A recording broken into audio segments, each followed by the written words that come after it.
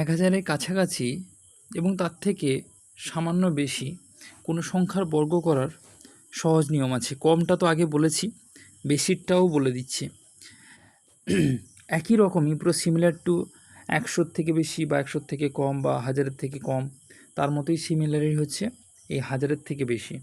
এটা 1000-এর থেকে মাত্র 2 বেশি, তাই তো? তাহলে এই 1002-এর সঙ্গে 2 যোগ করলে কত হয়? 1004 হয়। 1004, 2 বেশি, 2-এর বর্গ কত? 4, কিন্তু এখানে ট্রিপল ডিজিট হবে, তাই 004, এটাই হবে অ্যান্সার। তারপরেরটা কত? 1000-এর থেকে 4 বেশি, তাহলে 4 যোগ হয়ে যাবে, দিয়ে হয়ে যাবে 1008, আর তারপরে 4-এর বর্গ কত? 16, 016, এটাই হবে অ্যান্সার। তারপরেরটা কত? 7 বেশি আছে, এটা 1000-এর থেকে কত বেশি? 7 বেশি। তাহলে 1007-এর সঙ্গে 7 যোগ করলে 1014 হয়, 1014 বসে গেল। তারপরে 7-এর বর্গ কত? 49, তাহলে 049। আশা করি বোঝাতে পেরেছি। এবার এই সংখ্যাটা 1000-এর থেকে 8 বেশি।